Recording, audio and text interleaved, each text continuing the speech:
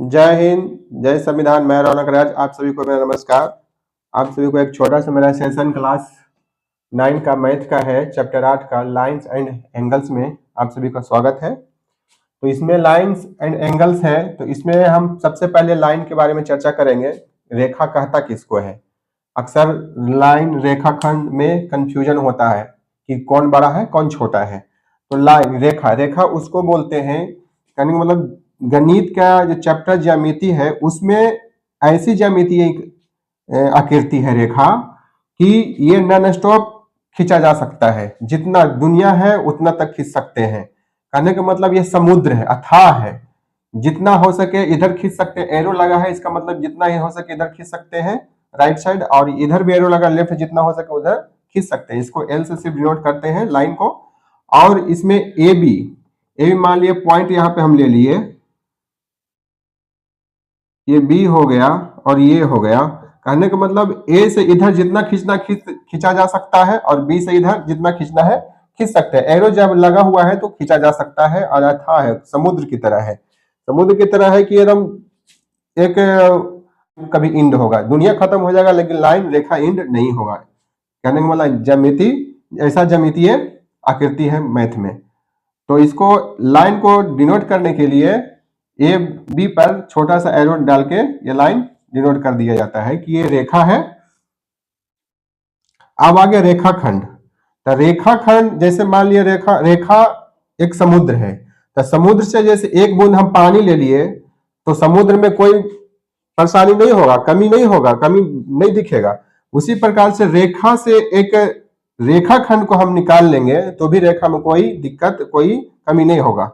तो यहाँ पे रेखाखंड जैसे ये लाइन हो गया, ये रेखा हो गया, तो यहाँ पे जो पॉइंट जब हम लगा देते हैं रेखा में, लाइन में, तो इंड पॉइंट हो जाता है। कहने का मतलब यहाँ पे लगा दिए तो इसका, इस लाइन का इंड पॉइंट, इस तरफ का जो रेखा जा रहा है उसका इंड पॉइंट बी हो गया, और इस तरफ का जो रेखा जा रहा है उसका इंड पॉइंट ये हो गया। तो इंड पॉइंट के जो बीच में जो पार्ट बच गए लाइन का, रेखा का, वही हो गया लाइन सेगमेंट या रेखाखंड हो गया। तो रेखाखंड को गणित में इस तरह से हम डिनोट करते हैं, ये बी पर डैश चढ़ा देते हैं, तो ये रेखाखंड संकेतित हो जाता है। तो लाइन सेगमेंट और लाइन, तो लाइन बहुत बड़ा चीज है, समुद्र की तरह बड़ा है, और लाइन सेगमेंट समुद्र का एक बूंद पानी है, बस इतना ही फर्क है लाइन और रेखाखंड में। अब अगला पॉइंट है लाइन्स एंड एंगल्स का, कि रेखाखंड का आंतरिक बिंदु, interior point of A line segment.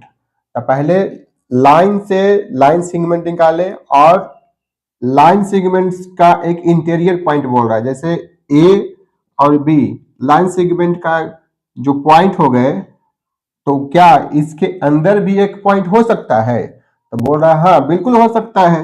तो जहां आपका मन करे वहां आप एक पॉइंट बिठा दीजिए। जैसे ये P हो गया, तो P हो गया AB, यानी AB क्या है यहाँ पे, इतना AB जो है लाइन सेगमेंट है। तो लाइन सेगमेंट के अंदर बहुत सारा बिंदु लिखा जा सकता है, तो उसी प्रकार से यहाँ पे P कर सकते हैं। यहाँ पे कुछ और आपको मन है तो कुछ और कर लिए, P Q R जितना करना है इस दोनों के बीच में लाइन पॉइंट का एक समूह होता है। और लाइन सेगमेंट भी उसी प्रकार से है, लाइन में जब पॉइंट होगा तो लाइन सेगमेंट में भी पॉइंट होगा। तो इसी प्रकार से हम इसको लाइन सेगमेंट का इंटीरियर पॉइंट P हो गया। अब आ जाए बात किरण का, नेक्स्ट पॉइंट है किरण के बारे में। तो किरण लाइन का ही पार्ट है, सिर्फ इतना ही फर्क है कि किरण को दोनों साइड, लाइन को दोनों साइड हम खींच सकते हैं। किरण को सिर्फ लाइन का एक पॉइंट, इंड पॉइंट देने से किरण बन जाता है, यानी लाइन में एक इंड पॉइंट एक तरफ दे देते हैं तो वो किरण बन जाता है। जैसे लाइन मेरा ऐसे था, दोनों साइड में खींच सकते हैं, तो यहाँ पॉइंट दे दिया, तो इधर जो वाला पार्ट हो गया वो किरण में आ गया, और इधर वाला पार्ट हो गया वो किरण बन गए, क्योंकि यहाँ पे एक इंड पॉइंट पड़ गए। तो इसीलिए लाइन का पार्ट ही एक किरण है, और किरण में एक इंड पॉइंट होता है। तो जिस लाइन का एक इंड पॉइंट हो वो किरण कहलाएगा। तो जैसे B, इस लाइन, इस तरफ का जो लाइन है, लेफ्ट तरफ का जो लाइन था, उसका एक इंड पॉइंट हो गया, अंत बिंदु B हो गया, तो ये किरण कहलाए। तो किरण में लाइन का एक एंड पॉइंट रहता है, तो किरण लाइन से किरण बन जाता है। तो लाइन को गणित में ऐसे लिख बी पर एक साइड में ऊपर एरो लगा देते हैं और ए पर एक साइड में एरो लगा देने से किरण बन जाते हैं, और किरण को गणित में ऐसे हम डिनोट या संकेतित करते हैं। ये इधर जो राइट साइड वाले किरण हो गए और लेफ्ट साइड वाले किरण हो गए, तो एंड पॉइंट लाइन में लगा देने से किरण बन गए। जैसे सूर्य, सूर्य एक स्रोत है किरण का, तो किरण का एंड पॉइंट सूर्य हो गया। तो इसी प्रकार से लाइन का एक एंड पॉइंट बी हो गया और ए हो गया, और उसके बाद जो बचा निर्माण हुआ वो किरण कहलाए। अब ये एंड पॉइंट हो गया किरण का, तो राइट साइड में किरण जहां तक जा सकते हैं, सूर्य से जब रोशनी निकलती है तो किरण अनलिमिटेड जहां तक जाना है जाते रहते हैं। सूर्य से निकलने के बाद ये सूर्य के अंदर की तरफ जाता है, सूर्य के अंदर की तरफ किरण नहीं जाते। उसी प्रकार से एंड पॉइंट निकल जाने के बाद, बन जाने के बाद लाइन का एक तरफ जो एरो है वो उस तरफ अनलिमिटेड जा सकते हैं। तो किरण एक तरफ, जिस तरफ एरो है लगा हुआ उस तरफ अनलिमिटेड जा सकते हैं। तो किरण और लाइन यानी रे और लाइन यानी किरण और रेखा में यही फर्क है।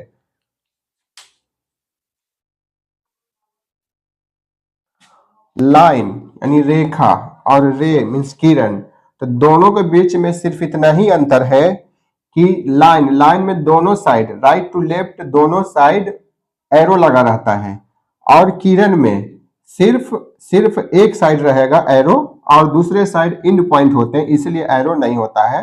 और किरण और लाइन यानी रेखा, किरण और रेखा में सिर्फ इतना ही अंतर है कि रेखा को दोनों साइड खींच सकते हैं और किरण को सिर्फ वैसे साइड खींच सकते हैं जिधर एरो हो, एंड पॉइंट तरफ कभी नहीं खींच सकते हैं। जैसे सूर्य से निकला हुआ किरण सिर्फ सूर्य से निकलता हुआ जाता है, अनलिमिटेड जहां तक जा सकता है जिधर एरो लगा है, लेकिन लाइन दोनों तरफ अनलिमिटेड जा सकता है।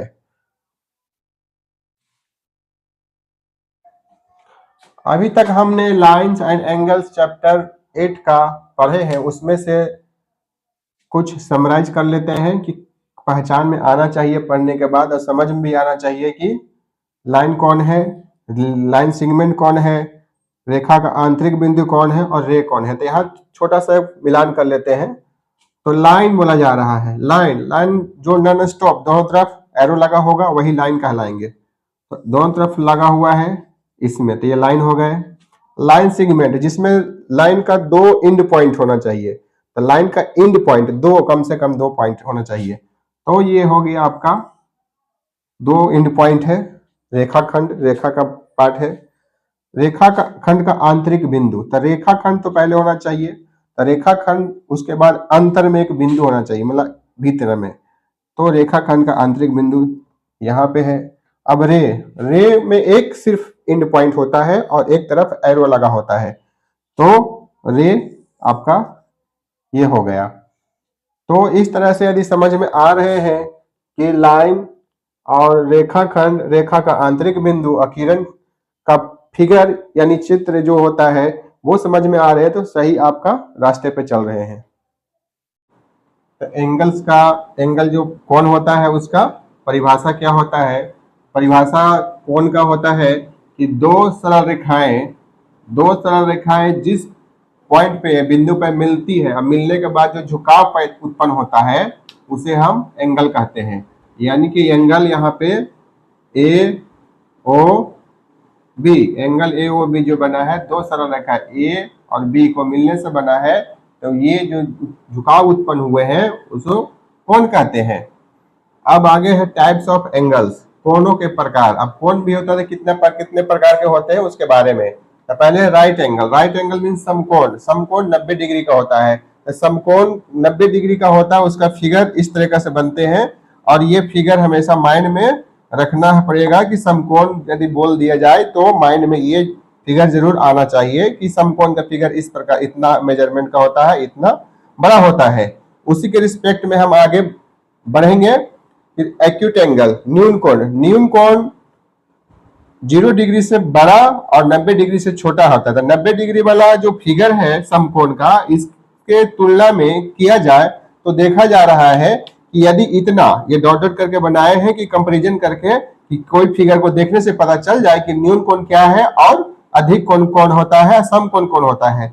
तो ये हम डॉट डॉट करके अलग से बनाए हैं कि ये यदि ये पूरा होता तो 90 डिग्री का होता, समकोण होता, लेकिन सिर्फ इस एंगल के बारे में बात किया जा रहा है तो ये 90 डिग्री से छोटा ही हो गए, इसलिए न्यून कोण हो गया। तो फिगर देखने के बाद ही डिसाइड कर लेना है कि कौन सा कोण है। तो एक्यूट एंगल, न्यून कोण कंप्लीट हो गए। और अधिक कोण, ऑब्टयूज एंगल, उसको ऑब्टयूज एंगल अधिक कोण को भी समकोण यानी कि 90 डिग्री वाले कोण से कंपैरिजन करने के बाद फिगर को देखने से पता चल जाए, तब समझ में आ जाए कि आप सही रास्ते पे और सही तरीके से समझ रहे हैं। अधिक कोण बोला जा रहा है मीन्स 90 डिग्री से अधिक और 180 डिग्री से छोटा। तो इसमें डॉट डॉट करके हमने जो बनाए हैं फिगर, यदि सिर्फ इतना होता तो 90 डिग्री होता, तो 90 डिग्री से अधिक बोला जा रहा है, 180 से कम बोला जा रहा है। तो अब इतना सिर्फ होता तो 90 डिग्री से ज्यादा हो गया, ये वाला पार्ट ज्यादा हो गए, इसका मतलब हो गया कि 90 डिग्री से ज्यादा है। तो सिर्फ 90 डिग्री को यानी समकोण को हम माइंड में रख करके कोई फिगर को हम अधिक कोण, न्यून कोण और समकोण करके हम आसानी से डिफरेंस निकाल सकते हैं और पिक्चर को देख के बता सकते हैं कि 90 डिग्री का कोण है और कौन अधिक कोण है, कौन न्यून कोण है। तो इस कोणों को प्रकार में सबसे मेन पॉइंट हुए समकोण। समकोण को 8 कोण का अगला पॉइंट है कि प्रतिच्छेदी रेखाएं। प्रतिच्छेदी रेखाएं इंग्लिश में इंटरसेक्टिंग लाइंस बोलते हैं। इंटरसेक्टिंग लाइंस उसे बोलते हैं कि एक ही तल में दो भिन्न रेखाएं का मतलब हो गया सी और डी, दो एक रेखा हो गए, ए और बी एक अलग रेखा हो गए। यदि दो रेखाओं का एक उभयनिष्ठ पॉइंट हो यानी कॉमन पॉइंट हो, कॉमन बिंदु हो, तब है उसे हम क्या बोलते हैं, इंटरसेक्टिंग यानी प्रतिच्छेदी रेखाएं बोलते हैं। तो दो सरल रेखाएं यानी दो भिन्न सरल रेखाएं, सिर्फ दो सरल रेखा नहीं बोले, दो भिन्न सरल रेखाएं सी और डी, ए और बी का उभयनिष्ठ बिंदु यानी कॉमन पॉइंट पी है, तो हम यहां पे बोलेंगे कि सी और डी रेखा ए और बी को इंटरसेक्टिंग कर रहे हैं या फिर ए बी सी डी को इंटरसेक्टिंग कर रहे हैं। तो दोनों इंटरसेक्टिंग लाइन कहलाए। अब प्रतिच्छेदी रेखाएं उसे बोलते हैं। तब यहाँ पे प्रतिच्छेदी रेखाएं का एक गुण है, बहुत अच्छा सा गुण है और ये बहुत ज्यादा ही यूजफुल होते हैं क्वेश्चन को सॉल्व करने में, कोण से संबंधित रहने पे। शीर्षाभिमुख कोण, अब यहाँ पे इंटरसेक्टिंग पॉइंट पी हो गया दो भिन्न रेखाओं का, तो ये जो कोण बने जैसे कि बी पी और सी कोण बने, कोण का जो मेन जो शीर्ष हुए यहाँ पे हुए तो शीर्षाभिमुख, इसके शीर्ष का यहाँ पे अपोजिट हो गया, तो ये जितना एंगल का कोण होंगे उतना ही एंगल का कोण यहाँ पे भी बनेंगे। जैसे ये कोण हो गए जितना एंगल का, तो इधर में भी उतना ही एंगल्स का कोण बनेंगे। मान लिया कोण एक ये बना, कोण एक दो मान लेते हैं बना, तो कोण दो बराबर कोण एक, ये शीर्षाभिमुख का एक प्रॉपर्टीज है। और सेम सी तो इधर हो गया, बी और डी इसके बीच में जो पॉइंट है पी यानी कोण डी और पी और बी यानी कि ये जो कोण बना इसका शीर्ष का अपोजिट इधर है, तो जितना एंगल इधर रहेगा उतना ही एंगल इधर होंगे। तो यहाँ पे जो कोण बनेंगे, जैसे ये कोण 3 हो गए और ये कोण 4 हो गए, तो कोण 3 और कोण 4 बराबर हो गए। क्यों? क्योंकि शीर्षाभिमुख कोण बराबर होते हैं। तो शीर्षाभिमुख कोण बराबर होते हैं और ये आगे चैप्टर में जो क्वेश्चंस आएंगे शीर्षाभिमुख से रिलेटेड, ये प्रॉपर्टी याद रखने से बन जाएंगे।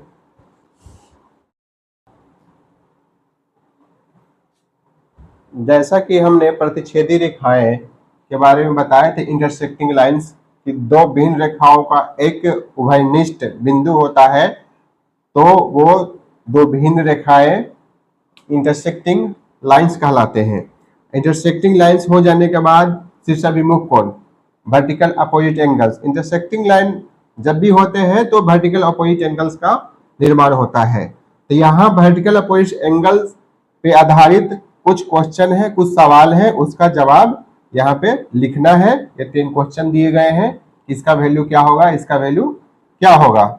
तो यहाँ पे वर्टिकल अपोजिट एंगल्स यानी 3 यहाँ पे जो क्वेश्चन है उसी पे आधारित है। तो वर्टिकल अपोजिट पहले कौन कौन है यहाँ पे पहले देख लेना है। तो वर्टिकल अपोजिट दो भिन्न सरल रेखाओं का इंटरसेक्टिंग पॉइंट जो कॉमन जो होते हैं पॉइंट वहां पे बनते हैं। तो यहाँ पे सी और डी और ए और बी दो भिन्न सरल रेखाएं होंगे, इंटरसेक्टिंग कॉमन पॉइंट पी हो गए। तो इसका वर्टिकल अपोजिट एंगल हो गया, इसका वर्टिकल अपोजिट इस साइड कौन ए पी और सी जो एंगल बना 135, तो वर्टिकल अपोजिट का ये साइड बन गया बी पी और डी। तो 135 इधर हो जाएंगे एंगल, तो सेम एंगल इधर भी बनेंगे, इधर भी 135 एंगल बनेंगे, 135 डिग्री का ही कोण बनेंगे। तो अब यहाँ पे ये देखना है कि ये तीनों में से कहीं है क्या, इसका क्वेश्चन में पूछा हुआ कौन बी पी डी, कौन बी पी डी हाँ है, तो ये इसका वैल्यू 135 डिग्री हो जाएगा, क्योंकि वर्टिकल अपोजिट एंगल्स इक्वल्स होते हैं, बराबर होते हैं। और वर्टिकल अपोजिट एंगल इक्वल होते हैं और एक पॉइंट पे, यहाँ पे एक बहुत जरूरी बात है कि एक पॉइंट पे जब भी कोण बनते हैं तो 360 डिग्री का कोण बनते हैं। कितना? टोटल 360 डिग्री का कोण बनते हैं। तो वर्टिकल अपोजिट इसका ये हो गया, तो बचा शेष 2 एंगल ये, तो ये भी आपस में वर्टिकल अपोजिट होंगे और इक्वल्स होंगे, तो बराबर बराबर होंगे। तो अब यहाँ पे कहना ये है कि ये दोनों एंगल्स को मिला देने से मेरा 135 135 270 एंगल्स हो गए, 270 डिग्री के एंगल हो गए। अब हमें 270 डिग्री मिल गए 2 एंगल से ही। टोटल इस पे इस पॉइंट इंटरसेक्टिंग जो पॉइंट्स होते हैं, परिच्छेद बिंदु होते हैं, वहां पे 360 डिग्री का मैक्सिमम कोण बनता है। तो 360 में से हम 270 घटा लेंगे तो 90 डिग्री मिल जाएंगे, 90 डिग्री। यानी ये दोनों कोण का जो वैल्यू होंगे वो 90 डिग्री का होगा। दोनों का कोण का जो वैल्यू होंगे जोड़ने पे वो 90 डिग्री होंगे और दोनों कोण इक्वल है। यानी यहाँ पे x डिग्री का ये एंगल है तो यहाँ पे भी x डिग्री का ही एंगल बनेंगे। अब दोनों को जोड़ने के बाद हमें क्या मिलेंगे? 2x बराबर हो जाएंगे 90 डिग्री। तो x बराबर कितना हो जाएंगे? x बराबर हो जाएंगे 90/2। तो यहाँ पे हमें x बराबर मिल गए 45 डिग्री, यानी कि ये 45 डिग्री और ये भी 45 डिग्री हो गए। अब आप हमारा क्वेश्चन में बोला गया है कि बी पी सी, तो बी पी सी कितना डिग्री? 45 डिग्री। और ए पी डी भी कितना होगा? वर्टिकल अपोजिट एंगल इक्वल हो गए, ये भी 45 डिग्री हो जाएंगे।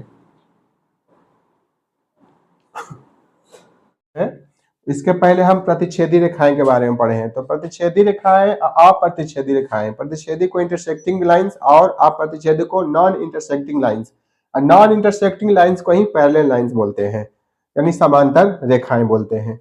तो सबसे पहले इसको समझने के लिए हम अपना हैंड को ही कल्पना करते हैं कि 2 लाइन है और ये 2 लाइन इंटरसेक्टिंग यानी क्रॉस कर देते हैं दोनों को, तो इंटरसेक्टिंग हो जाता है यानी प्रतिच्छेदी हो जाता है। और दोनों के बीच में जो कॉमन पॉइंट होता है, जो ज्वाइंट हो गए क्रॉस का, वो होता है। लेकिन सिर्फ पैरेलल लाइन के बारे में सोचते हैं यानी अप्रतिच्छेदी रेखा के बारे में सोचते हैं तो सिर्फ और सिर्फ दोनों के बीच में एक समान दूरी मिलेगा, इसके अलावा कोई भी कॉमन पॉइंट से कॉमन बिंदु नहीं मिलेंगे। तो यहाँ पे सबसे मजेदार वाली बात यह है कि इस पैरेलल लाइन को समझने के लिए रेलवे लाइन है।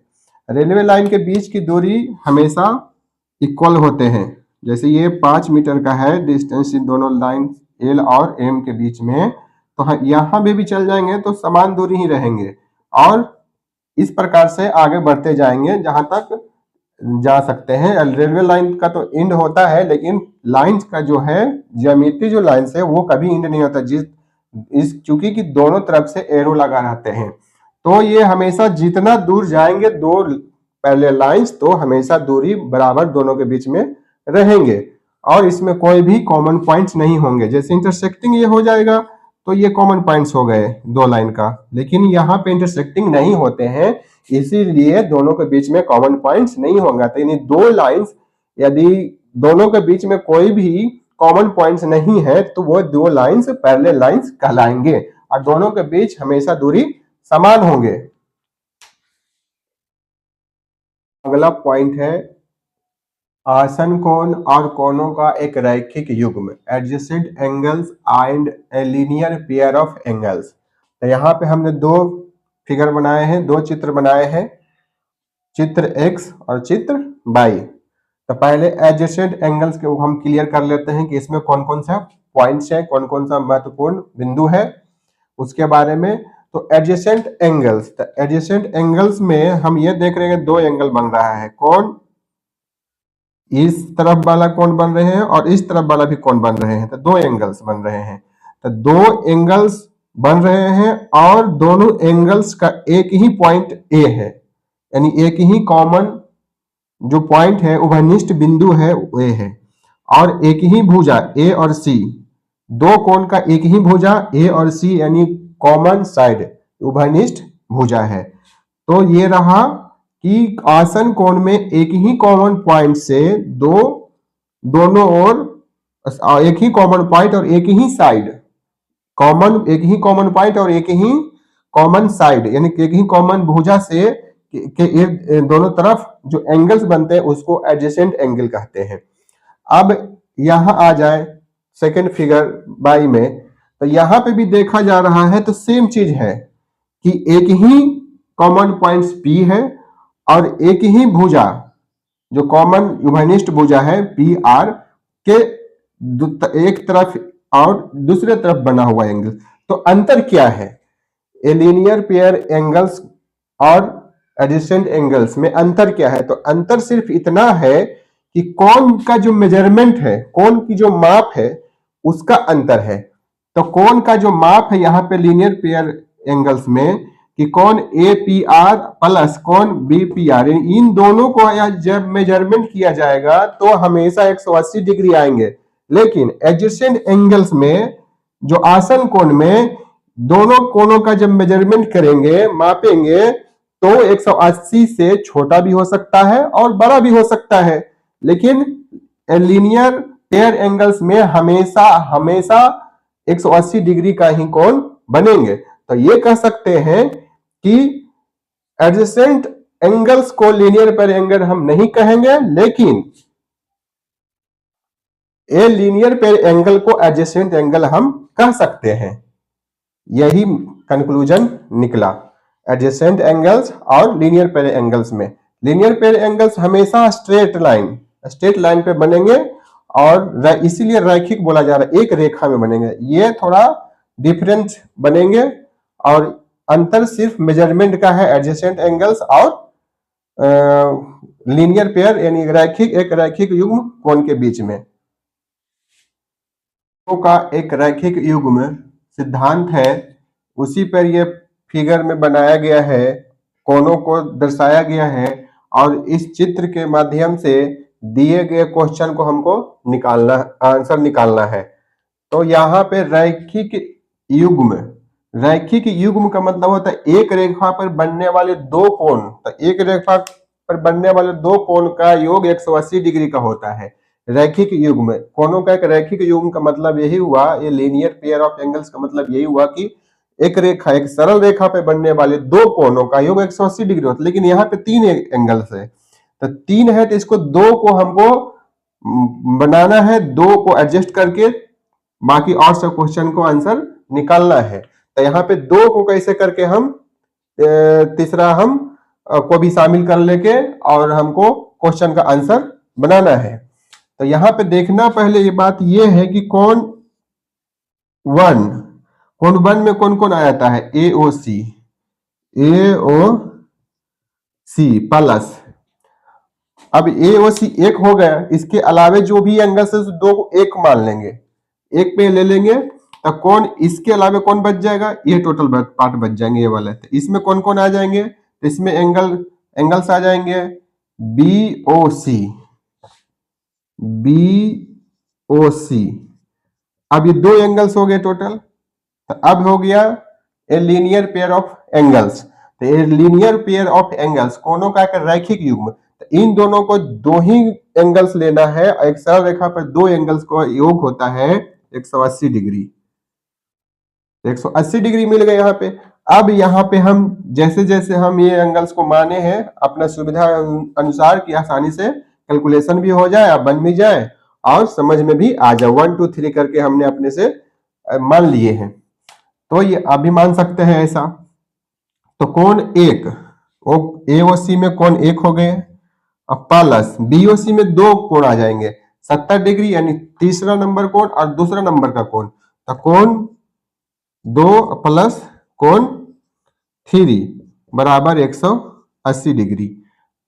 अब यहां से क्वेश्चन को सॉल्व करेंगे, जो दिया हुआ वैल्यू इसमें पुट करेंगे। कोण 3 बराबर 70 डिग्री दिया हुआ है ऑलरेडी, इधर 180 डिग्री लिखेंगे, तो कोण 1 प्लस कोण 2। अब यहाँ पे कोण 1 प्लस कोण 2 करेंगे इधर से, तो हमें मिल जाएंगे 180 डिग्री माइनस 70 बराबर हो जाएंगे 110 डिग्री। तो कहने का मतलब क्वेश्चन में दिया हुआ है कोण एक, तो AOC और कोण BOD कोण 2, तो इसका और इसका सम यानी इन दोनों कोणों का योग कितना होगा, तो 110 डिग्री होगा। तो यहाँ पे लीनियर पेयर ऑफ एंगल्स के सिद्धांत से ही बनाना है क्वेश्चन को, और हमें अच्छे से पहचानना है कि दो ही एंगल्स को एक रैखिक में लेके 180 डिग्री बनाना है, उसके बाद क्वेश्चन को सॉल्व करना है। तो यहां दिया हुआ चित्र में कोण BOC, यहाँ पे जो पॉइंट के अनुसार बना हुआ एंगल्स है BOC में आया हुआ है 3 अल्फा एक अलग कोण है, और 2 अल्फा प्लस 20 डिग्री एक अलग कोण है। अब यहाँ पे लीनियर पेयर ऑफ एंगल्स का हमें नहीं पता है कि ये लीनियर पेयर एंगल्स का है या नहीं है, तो हमको ये सोचना पड़ेगा यहाँ पे कि ये लीनियर पेयर एंगल्स कैसे होगा।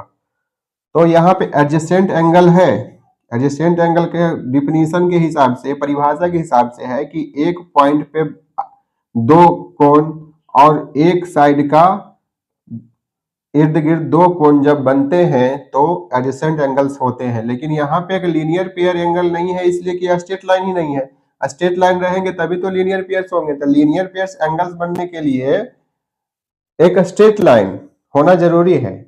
तो यहाँ पे स्ट्रेट लाइन अब हमें एज्यूम करना पड़ेगा कि मान लेना पड़ेगा कि हमें BOC एक स्ट्रेट लाइन है, BOC एक स्ट्रेट लाइन है, स्ट्रेट लाइन एक स्ट्रेट लाइन पे बना हुआ एंगल्स है। BOC एक स्ट्रेट लाइन पे बना हुआ एंगल है। तब अब यहाँ पे एक स्ट्रेट लाइन पे बना हुआ एंगल्स हो गए, अब एक स्ट्रेट लाइन पे बना हुआ दो एंगल्स हो गए, तो एक लीनियर पेयर एंगल्स हो गए। तब दो लीनियर पेयर एंगल्स का योग कितना होगा, 180 डिग्री होगा। तो 180 डिग्री होगा, तो यहाँ पे हमें लिखना है कोण COD प्लस कोण BOD बराबर 180 डिग्री। अब यहां से हमें आसानी से निकल जाएंगे क्वेश्चन का सॉल्यूशन। यहाँ पे अल्फा का जो वैल्यू पूछा जा रहा है, तो COD में क्या क्या है, COD में 2 अल्फा है प्लस 20 डिग्री है, यहाँ पे 3 अल्फा है 180 डिग्री, 2 अल्फा 3 अल्फा 5 अल्फा हो गया, और इधर 120 उधर जाएगा तो 160 हो जाएंगे। तो अल्फा बराबर 160 बटा 5 यानी 32 बचे 60 से, यानी अल्फा के वैल्यू कितना हो गए, 32 डिग्री हो गए। क्वेश्चन सॉल्व हो गए।